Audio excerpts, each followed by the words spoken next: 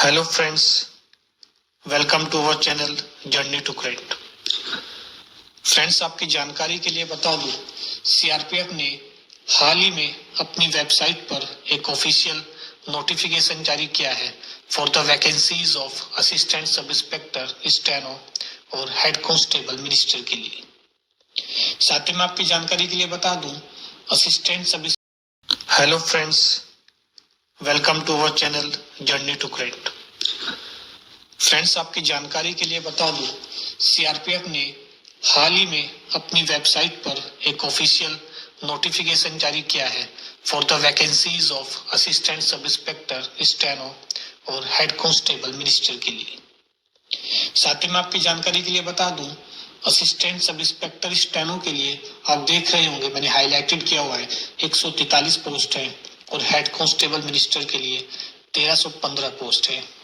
साथियों, green colour से highlighted किया हुआ है जिसमें लिखा है कि the number of vacancies given above are tentative and may increase or decrease at any stage of recruitment process due to administrative reason. साथियों, ये जो वैकेंसीज 1458 पोस्ट जो सीआरपीएफ ने अभी हाल ही में जारी करा है, ये नोटिफिकेशन, ये पोस्ट जो है वो घटाई और बढ़ाई जा सकती है। साथियों, बाकी हम अब आगे वीडियो में डिस्कस करेंगे कि क्या स्पेस स्केल रहने वाला है, क्या एक एज लिमिट क्राइटेरिया है, कितना एजुकेशनल क्वालिफिकेशन इसमें चाहिए होगा। साथियों, ये सब चीजें हम लोग डिस्कस करेंगे।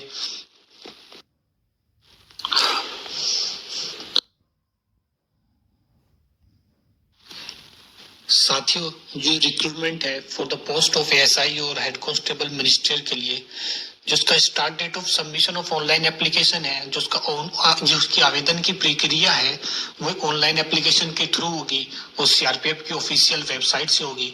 ये मैंने इसमें नीचे मेंशन कर दिया है।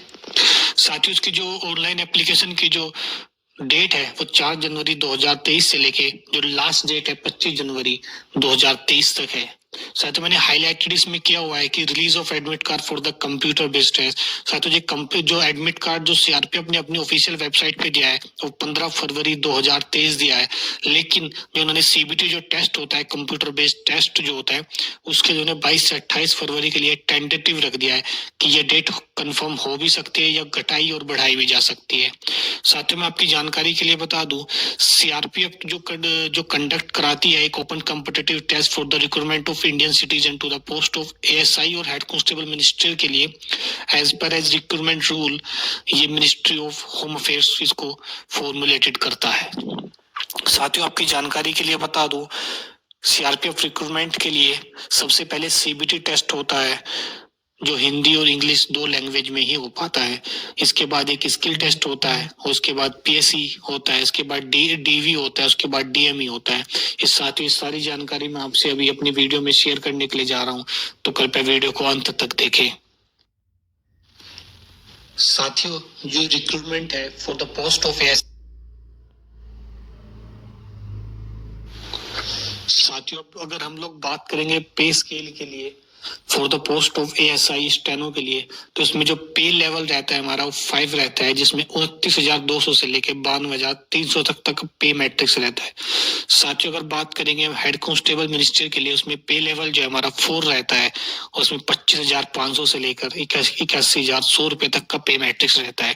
साथ ही मैं आपकी जानकारी के लिए बता दूं, ये सिर्फ एक पे मैट्रिक्स है, बाकी मैंने हाईलाइटेड करके नीचे लिखा हुआ है। आप आपकी जानकारी के लिए बता दूं, the post will carry dearness allowance, यानी आपका जो अलाउंस होगा डेली का, हाउस का रेंट होगा, जो भी ट्रांसपोर्ट का आपका खर्चा होगा, राशन मनी का जो खर्चा होगा, आपकी जो यूनिफॉर्म यानी वर्दी के लिए आपका जो खर्चा होगा, फ्री अकोमोडेशन के लिए और फ्री मेडिकल फैसिलिटीज के लिए, free leave pass in a year during leave and any other allowances as administrated under the rules in the force, ये सारे आपको डीए टीए और आपका ट्रांसपोर्ट और वर्दी का खर्चा आपको जो है वो सब फोर्स की तरफ से दिया जाएगा। साथियों आपकी जानकारी के लिए बता दूं, जो वैकेंसीज हैं एएसआई स्टेनो के लिए, वो अनरिजर्व के लिए 58 पोस्ट के लिए, ईडब्ल्यूएस के लिए 14 पोस्ट है, और इसमें ओबीसी के लिए 39 पोस्ट है, शेड्यूल कास्ट के लिए 21 पोस्ट है, और एसटी के लिए 11 पोस्ट है। ये कुल मिलाकर 143 पोस्ट है। साथियों हेड कांस्टेबल मिनिस्ट्री की अगर बात करेंगे तो अनरिजर्व के लिए 532 पोस्ट है, ईडब्ल्यूएस के लिए 132 पोस्ट है, ओबीसी के लिए 355 पोस्ट है, और एससी के लिए 197 पोस्ट है, एसटी के लिए 99 पोस्ट है। कुल मिलाकर ये 1315 पोस्ट जो है ये हेड कांस्टेबल मिनिस्ट्री के लिए है। साथियों आपको बताना साथियों अगर इसमें मोड ऑफ सिलेक्शन की हम बात करेंगे, जैसे मैंने आपको पहले बताया था, द रिक्रूटमेंट प्रोसेस विल। साथियों आपको बताना चाहूंगा कि ये कंप्यूटर बेस्ड टेस्ट होता है। ये पूरा का पूरा जो टेस्ट का जो क्राइटेरिया है, कितने नंबर का टेस्ट आता है, कितने क्वेश्चंस आते हैं, ये सब हम लोग अभी डिस्कस करने जा रहे हैं। एक सीबीटी टेस्ट होता है जिसमें 100 ऑब्जेक्टिव टाइप क्वेश्चन होते हैं, जिसके लिए 90 मिनट्स मिलता है, यानी कि 1.5 मिलता है। उसके बाद अगर हम क्वेश्चन की बात करें तो क्वेश्चन के लिए हम हिंदी लैंग्वेज और इंग्लिश लैंग्वेज जो होता है ऑप्शनल होता है, या तो आपको हिंदी लैंग्वेज चुनना होता है या आपको इंग्लिश लैंग्वेज चुनना होता है। इसके जो है 25 क्वेश्चन होते हैं। साथियों बाकी जो हमारे BCD आप देख रहे होंगे, जनरल एप्टीट्यूड, जनरल इंटेलिजेंस और क्वांट एप्टीट्यूड के 25 क्वेश्चन मिला के कुल मिला के 75 क्वेश्चन होते हैं, और एक लैंग्वेज आपका हिंदी लैंग्वेज इंग्लिश लैंग्वेज को मिला के टोटल 100 क्वेश्चन हो जाते हैं। जिसमें से अगर आपको मैं बताना चाहता हूँ, ये मल्टीपल ऑब्जेक्टिव टाइप क्वेश्चन होते हैं साथियों, जिसमें से आपको जो है अपना क्वेश्चंस विल बी सेट इन हिंदी और इंग्लिश। साथियों अगर हम बात करें इसमें नेगेटिव मार्किंग की, इसमें 0.25 मार्क्स की जो है ईच रॉन्ग आंसर की जो है नेगेटिव मार्किंग है। यानी साथियों अगर आप एक गलत और एक सही क्वेश्चन करते हैं तो आपके 0.75 मार्क्स जो है वो काउंट होंगे। तो इसलिए नेगेटिव मार्किंग से हमें इसमें बचना है।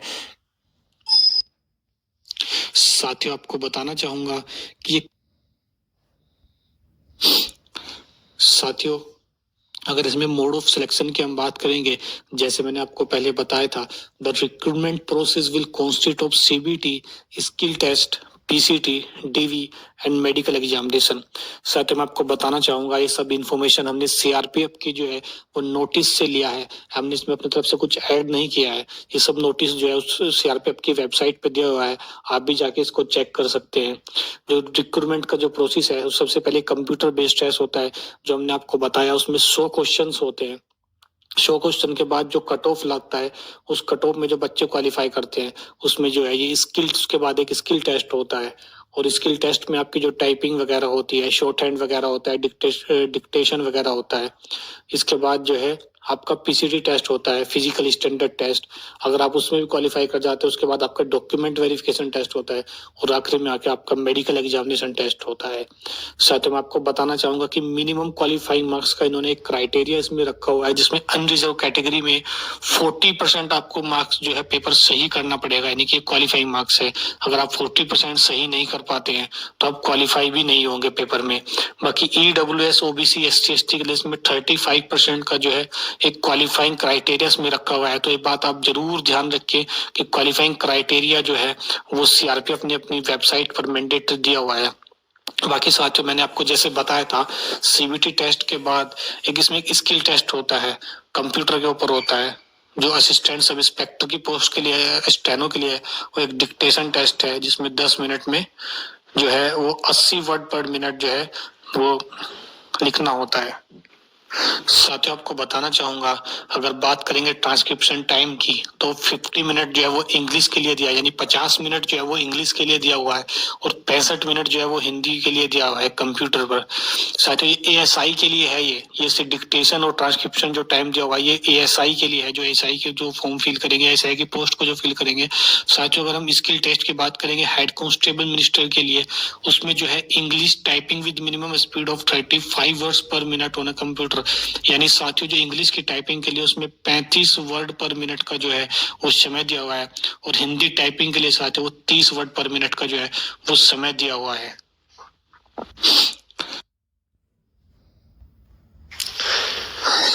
फ्रेंड्स, अगर हम इसमें जो सबसे इम्पोर्टेंट बात है, अगर वो बात करेंगे तो वो है टैटू के लेके। बहुत सारे फ्रेंड्स जो है पूछते रहते हैं कि टैटू का क्या करना है, हमारी बॉडी पे टैटू बना हुआ है। तो टैटू के लिए भी इन्होंने जो एक नोटिफिकेशन जारी किया हुआ है कि the tattoo will be allowed as per as the following stipulation only. यानी कि अगर हम कंटेंट की बात करें कि जो टैटू जो डिपेक्टेड हो रिलीजियस सिंबल से हो, या फिर रिलीजियस यानी भगवान, जो हमारे धर्म के जो भगवान होते हैं, और फिगर जो यानी कि उनकी जो फिगर्स किसी ने बनवाया हुआ है, और या फिर कोई नाम उन्होंने लिखवाया है, as followed in Indian army are permitted. Location उन्होंने बताया कि टैटू जो है वो traditional sides of the body lie in respect of the forearm. यानी कि जो हमारी जो in respect of the forearm है, लेकिन but only left forearm पे जो है वो उन्होंने अलाउड करा है कि बीइंग नॉन सैल्यूटिंग लिम्ब और dorsum of the hands will be allowed. कि जो नॉन सैल्यूटिंग आपका लिम्ब होगा उसके अगर टैटू है तो वो चल जाएगा, अगर सैल्यूटिंग वाले हैंड पे है तो बिल्कुल नहीं चलेगा, वो बिल्कुल आपको हटवाना पड़ेगा। और साथियों, अगर साइज की बात करें, जो साइज और टैटू का साइज उन्होंने दिया है कि जो किसी पर्टिकुलर पार्ट पे जो अगर साइज टैटू है वो 1/4 होना चाहिए उसका। तो साथियों, मैं आपकी जानकारी के लिए बता दूं, ये टैटू के लिए एक बहुत ही इंपॉर्टेंट जानकारी है। आप इसको अपने दिमाग में रख लीजिएगा, इसको पढ़ लीजिएगा ध्यान से, आपकी स्लाइड में दिया हुआ है। फ्रेंड्स, अगर इसके इन्होंने सीआरपीएफ ने अपनी वेबसाइट पे एक ईमेल दिया हुआ है helpdesk.bharti@nic.in, और अपने फोन नंबर इन्होंने दिया है 0226108759। अगर साथियों आपको कुछ इसमें प्रॉब्लम होती है, आपका फॉर्म फिल नहीं हो पा रहा है, जो भी प्रॉब्लम है, आप उसको मेल कर सकते हैं। कई लोग ऐसे होते हैं जो फॉर्म फिल कर देते हैं लेकिन at the time of admit card releasing उनको अपना एडमिट कार्ड नहीं मिलता है, तो तब भी उनको मेल या फोन करके जो है अपनी प्रॉब्लम को सोल्व कर सकते हैं।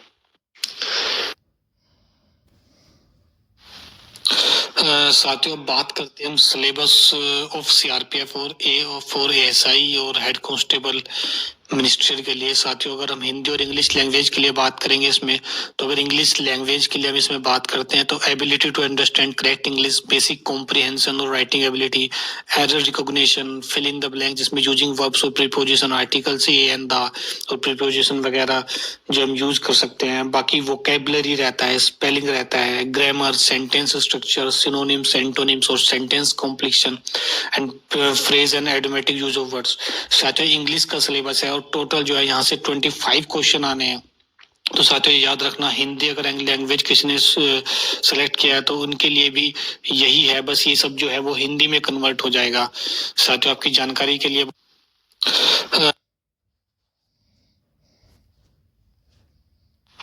साथियों बात करते हैं जनरल अवेयरनेस की। तो साथियों ये भी जो है 25 क्वेश्चन हमारे पेपर में आने हैं जनरल अवेयरनेस के, जिसमें हिस्ट्री होगा, कल्चर से रिलेटेड क्वेश्चन होंगे, अवार्ड्स ऑनर्स होंगे। 2022 में जो इम्पोर्टेंट अवार्ड जिन लोगों को मिले हैं वो आपको ध्यान रखने हैं। हाल ही में नोबेल पुरस्कार भी जो है वो मिले हैं लोगों को, तो वो भी देखना है हमें कि किन किन को नोबेल पुरस्कार मिले हैं। नोबेल पुरस्कार बहुत ही इंपॉर्टेंट रहेंगे सीआरपीएफ के लिए।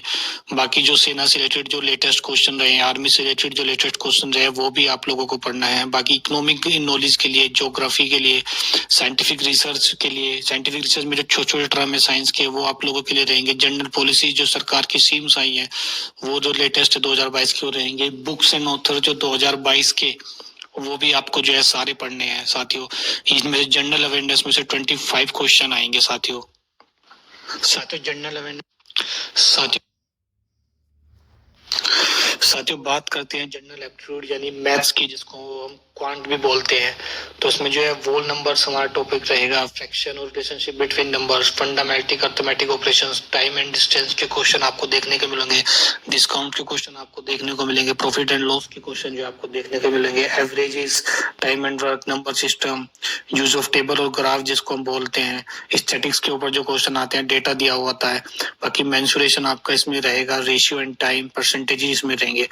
तो साथियों आप लोगों के बता दूं, ये पूरा जनरल एप्टीट्यूड का जो है पूरा सिलेबस है, आपको ये पढ़ना है। इसमें से आपके बहुत ही महत्वपूर्ण 25 क्वेश्चन आने हैं। साथियों बात करते हैं जनरल इंटेलिजेंस की, जिसमें से जो जिसको हम रीजनिंग जिसको बोलते हैं। रीजनिंग बहुत वास्ट सिलेबस है, लेकिन आपको ध्यान रखना है कि इसमें ज्यादा से ज्यादा आपको मॉक टेस्ट देने हैं, वही आपको हेल्प करेगा। कोशिश रहेगी कि 25 में से 23 या 24 क्वेश्चन जो है आप सही करके आओ, वो आपको कट ऑफ में बाद में बहुत हेल्प करता है। बाकी जनरल इंटेलिजेंस के टॉपिक की अगर बात करेंगे तो इसमें विजुअल मेमोरी हमारा एक टॉपिक रहेगा, डिस्क्रिमिनेशन, स्पेस ऑफ ओरिएंटेशन आपको कुछ रहेगा, फिगर एनालॉजी रहेगा, फिगर सीरीज रहेगा, ब्लड ब्लड रिलेशन रहेगा, वेन डायग्राम, इसमें जो है ये टॉपिक आपका रहेगा। बाकी बात करते हैं जो रिलेशनशिप के ऊपर जो कॉन्सेप्ट होते हैं वो आपका रहेगा। इसमें इमोशनल इंटेलिजेंस के लिए एक टॉपिक है, वो उसके लिए आपका को क्वेश्चन रहेगा। प्रॉब्लम सॉल्विंग, डिसीजन मेकिंग, बाकी रीजनिंग का सिलेबस आप सभी लोगों को पता है कि रीजनिंग के किस तरह के क्वेश्चन आते हैं, क्योंकि एलिजिबिलिटी क्राइटेरिया इन्होंने 12th ही रखा है, ये 12th रखा है। तो आपकी जानकारी के लिए बता दूं, ज्यादा टफ क्वेश्चन रीजनिंग के आने नहीं है, बट आपको जो है ज्यादा से ज्यादा मॉक देना है। ज्यादा से ज्यादा मॉक देंगे, आपका ज्यादा प्रैक्टिस होगा और ज्यादा क्वेश्चन होने की संभावना रहेगी। साथियों, आपकी जानकारी के लिए बता दूं कि जर्नी टू करंट आपके लिए जो है वो जो लेटेस्ट करंट के क्वेश्चंस हैं उसके ऊपर एक वीडियो लेकर आएंगे हम लोग, उसके ऊपर एक वीडियो लेकर आएंगे। और जितने भी करंट अफेयर्स रहेंगे, नेशनल, इंटरनेशनल, और जो भी गवर्नमेंट की स्कीम रहेंगी, नई नई जो स्कीम आएंगी, वो हम लोग आपसे डिस्कस करेंगे एज ए क्वेश्चन की फॉर्म में। जो है आने वाले टाइम में हम उसमें जो है वीडियो अपलोड करेंगे।